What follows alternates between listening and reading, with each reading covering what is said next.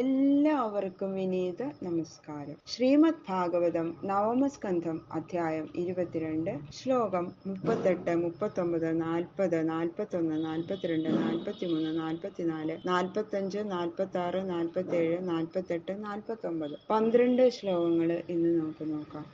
ഈ 12 ശ്ലോകങ്ങളോട് കൂടിയിട്ട് 22ാമത്തെ അധ്യായം ഇവിടെ സമാപിക്കുകയാണ്. ശുക്ലാംബരധരം വിഷ്ണു ശശിവർണം ചതുർഭുജം പ്രസന്നവദനം ധ്യായേത് സർവവിഘ്നോപശാന്തയേ ഗുരവേ സർവലോകാനാം ഭിഷജേ ഭവരോഗിണാം നിധയേ സർവവിദ്യാനാം ദക്ഷിണാമൂർത്തയേ നമഃ. ഗംഗണപതയേ നമഃ. സംസരസ്വത്യേ നമഃ. ഗുരുഭ്യോ നമഃ. ഓം നമോ ഭഗവതേ വാസുദേവായ. ഓം നമോ ഭഗവതേ വാസുദേവായ. ശ്ലോകം 38 ജനമേജയന്റെ വംശത്തിനെ പറ്റി പറഞ്ഞു. അങ്ങനെ ആ ജനമേജയന്റെ പുത്രനെ പറ്റി പറയണം. തസ്യ പുത്ര ശതാനേകോ യാജ്ഞവൽക്യാൽ ത്രയീം പഠൻ അസ്ത്രജ്ഞാനം ക്രിയാജ്ഞാനം ശൗനകാൽ പരമേഷ്യതി. ജനമേജയന്റെ പുത്രനായ ശതാനീകൻ യാജ്ഞവൽക്യമുനിയിൽ നിന്ന് വേദവും ശൗനകലിൽ നിന്ന് യജ്ഞാദിക്രിയകളെ കുറിച്ചുള്ള ജ്ഞാനവും അസ്ത്രജ്ഞാനവും അഭ്യസിക്കും എന്ന് പറയുന്നു. സഹസ്രാനേകസ്തൽപുത്ര തതശ്ചൈവാശ്വമേധജ അസീമകൃഷ്ണസ്തസ്യാപി നേമി ചക്രസ്തു തൽസുത. ശതാനീകന്റെ പുത്രൻ സഹസ്രാനീകൻ, അദ്ദേഹത്തിന്റെ പുത്രൻ അശ്വമേധജൻ, അദ്ദേഹത്തിന്റെ പുത്രൻ അസീമകൃഷ്ണൻ, അദ്ദേഹത്തിന്റെ പുത്രൻ നേമിചക്രൻ. ഗജാഹ്വയേ ഹൃദേ നദ്യ കൗശാംബ്യാം സാധുവത്സ്യതി ഉക്തസ്തതശ്ചിത്രരഥ തസ്മാൽ കവിരഥസുത. ഹസ്തിനാപുരം ഗംഗാനദി എടുക്കും പറഞ്ഞല്ലോ. ഹസ്തിനാപുരം ഗംഗാനദിയിൽ മുങ്ങിപ്പോവാണ് ചെയ്യണത്. അപ്പോ പറയണു, ഹസ്തിനാപുരം ഗംഗാനദിയാൽ അപഹരിക്കപ്പെടുമ്പോൾ നേമിചക്രൻ കൗശാംബി എന്ന പട്ടണത്തില് സുഖമായിട്ട് താമസിക്കും. അപ്പൊ നേമിചക്രൻ കൗശാംബിയിലേക്ക് പോകും, അവിടെ സുഖമായിട്ട് താമസിക്കും. നേമിചക്രന്റെ പുത്രനായിട്ട് ചിത്രരഥനും അദ്ദേഹത്തിന്റെ പുത്രനായിട്ട് കവിരഥനും ഉണ്ടാകും. തസ്മാച്ച വൃഷ്ടിമാൻ തസ്യ സുഷേണോധ മഹീപതി സുനീധസ്തസ്യ ഭവിത നൃചക്ഷുർ യൽസുഖീനല. കവിരഥന്റെ പുത്രി വൃഷ്ടിമാൻ, വൃഷ്ടിമാന് പുത്രനായിട്ട് സുഷേണൻ എന്നു പേരായ ഒരു രാജാവ് ഉണ്ടായി. അദ്ദേഹത്തിന്റെ പുത്രനായിട്ട് സുനീധൻ ഉണ്ടായി. അദ്ദേഹത്തിന്റെ പുത്രനായിട്ട് നൃചക്ഷുസും അദ്ദേഹത്തിൽ നിന്ന് സുഖീനലനും ഉണ്ടാകും. ഇതൊക്കെ ഉണ്ടാകും എന്ന് പറയാണ്. കവിരഥനിൽ നിന്ന് വൃഷ്ടിമാൻ എന്ന പുത്രൻ ഉണ്ടാകും. അദ്ദേഹത്തിന്റെ പുത്രനായിട്ട് സുഷേണൻ എന്നു പേരായ രാജാവ് ഉണ്ടാകും. അദ്ദേഹത്തിന്റെ പുത്രനായിട്ട് സുനീധൻ ഉണ്ടാകും. അദ്ദേഹത്തിന്റെ പുത്രനായിട്ട് നൃചക്ഷുഷും അദ്ദേഹത്തിൽ നിന്ന് സുഖീനലനും ഉണ്ടാകും.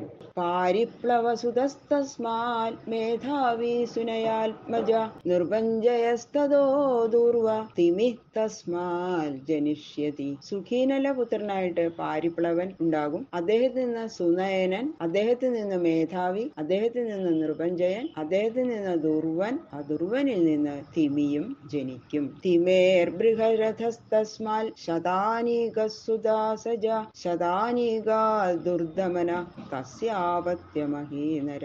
തിമിയിൽ നിന്ന് ബൃഹദ്രഥനുണ്ടാകും. അദ്ദേഹത്തിൽ നിന്ന് സുദാസൻ, അദ്ദേഹത്തിൽ നിന്ന് ശതാനീകൻ, അദ്ദേഹത്തിൽ നിന്ന് ദുർദമൻ, ആ ദുർദമനിൽ നിന്ന് അഹീനരനും ഉത്ഭവിക്കും. ദണ്ഡപാണിർ നിമിസ്തസ്യ ക്ഷേമകോ ഭവിതാ നൃപ ബ്രഹ്മക്ഷത്രസ്യ വൈ പ്രോക്തോ വംശോ ദേവർഷി സൽകൃത. അഹീനരന്റെ പുത്രനായിട്ട് ദണ്ഡപാണി ഉണ്ടാകും. അദ്ദേഹത്തിന്റെ പുത്രനായിട്ട് നീമി, അദ്ദേഹത്തിന്റെ പുത്രനായിട്ട് ക്ഷേമകൻ, അദ്ദേഹത്തിന്റെ പുത്രനായിട്ട് ക്ഷേമകനും ഭവിക്കും. ബ്രാഹ്മണരുടെയും ക്ഷത്രിയരുടെയും ജന്മസ്ഥാനമായതുകൊണ്ട് ദേവന്മാരാലും ഋഷികളാലും മാനിക്കപ്പെടുന്ന ജനമേജയ വംശം അങ്ങനെ ഞാൻ വിസ്തരിച്ച് അങ്ങക്ക് പറഞ്ഞു തന്നു എന്ന് പറയുന്നു ശ്രീ സുബ്രഹ്മണ്യ. ക്ഷേമകം പ്രാപ്യ രാജാനം സംസ്ഥാം പ്രാപ്സ്യതി വൈകലൗ അഥ മാഗധരാജാനോ ഭവിതാരോ വദാമി തേ. ക്ഷേമകം രാജാനം, ക്ഷേമക രാജാവിനെ പ്രാപ്യ പ്രാപിച്ചിട്ട് കലൗ കലിയിൽ സംസ്ഥാം നാശത്തെ പ്രാപ്സ്യതി പ്രാപിക്കും. അഥ അനന്തരം മാഗധരാജാന മാഗധരാജാക്കന്മാർ ഭവിതാര ഭവിക്കും തേ അങ്ങയോട് വദാമി പറയാം. ക്ഷേമകനെന്നു പേരായ രാജാവിന്റെ വാഴ്ചയോടുകൂടി ആ വംശം കലിയുഗത്തില് അവസാനിക്കും. പിന്നെ മാഗധന്മാര് രാജാക്കന്മാരായിട്ട് ഭവിക്കും. അവരെ പറ്റിയിട്ട് ഇനി ഞാൻ അങ്ങയോട് പറയാം എന്ന് പറയുന്നു ശ്രീ ശുകബ്രഹ്മർഷി. ഭവിതാ സഹദേവസ്യ മാർജാരിൽ യശ്രുതശ്രവാ തതോ അയുധായുക്തസ്യാപി നിരമിത്രോധ തൽസുത. മാഗധ രാജാവായ ബൃഹദ്രഥന്റെ പുത്രൻ ജരാസന്ധൻ, അദ്ദേഹത്തിന്റെ പുത്രൻ സഹദേവനാണെന്ന് മുമ്പേ പറഞ്ഞിട്ടുണ്ടല്ലോ. സഹദേവന്റെ പുത്രൻ മാർജാരി. ഈ മാർജാരിക്ക് സോമാവി എന്നുകൂടി ഒരു പേരുണ്ട്. അദ്ദേഹത്തിന്റെ പുത്രൻ ശ്രുതശ്രവസ്, അദ്ദേഹത്തിന്റെ പുത്രൻ അയുധായുസ്, അദ്ദേഹത്തിന്റെ പുത്രൻ നിരമിത്രൻ. സുനക്ഷത്രാൽ ബൃഹത്സേനോധ കർമ്മജിത് തതശ്രുതഞ്ജയാൽ വിപ്ര ശുചിസ്തസ്യ ഭവിഷ്യതി. നിരമിത്രന്റെ പുത്രൻ സുനക്ഷത്രൻ, അദ്ദേഹത്തിന്റെ പുത്രൻ ബൃഹത്സേനൻ, അദ്ദേഹത്തിന്റെ പുത്രൻ കർമ്മജിത്ത്. ശ്രുതഞ്ജയനിൽ നിന്ന് ശുചി എന്നുപേരായ ഒരു ബ്രാഹ്മണൻ ഉണ്ടാകും എന്ന് പറയുന്നു. ക്ഷേമോധ സുവ്രത തസ്മാൽ ധർമ്മനേത്രശ്രുതസ്തത ദ്യുമത്സേനോധ സുമതി സുബലോജനിതാ തത. ശുചിപുത്രനായിട്ട് ക്ഷേമൻ, അദ്ദേഹത്തിൽ നിന്ന് സുവ്രതൻ, അദ്ദേഹത്തിൽ നിന്ന് ധർമ്മനേത്രൻ, അദ്ദേഹത്തിൽ നിന്ന് ശ്രുതൻ, അദ്ദേഹത്തിൽ നിന്ന് ദ്യുമത്സേനനും, ആ ദ്യുമത്സേനനിൽ നിന്ന് സുമതിയും, സുമതിയിൽ നിന്ന് സുബലനും ജനിക്കും. സുനീത സത്യജിതഥ വിശ്വജിത് യദ്രിപുഞ്ജയ ബാർഹദ്രഥാശ്ച ഭൂപാല ഭാവ്യാ സാഹസ്രവത്സരം.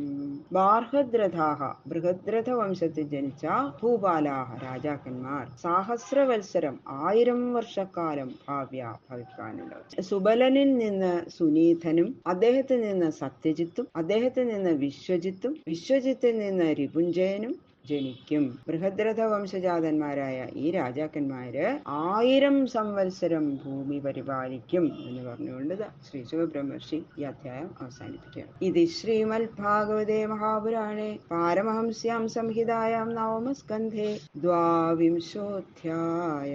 സർവത്ര ഗോവിന്ദ നാമ സങ്കീർത്തനം. ഗോവിന്ദ ഗോവിന്ദ. ഈ 22ാമത്തെ അധ്യായം ശ്രീഹരിയുടെ ശ്രീപാദങ്ങളില് സമർപ്പിക്കുന്നു. കായേന വാചാ മനസേന്ദ്രിയർവാ ബുദ്ധ്യാത്മനാ വാ പ്രകൃതേ സ്വഭാവാൽ കരോമി യത് സകലം പരസ്മൈ നാരായണായേതി സമർപ്പയാമി. സർവം ശ്രീകൃഷ്ണാർപ്പണമസ്തു.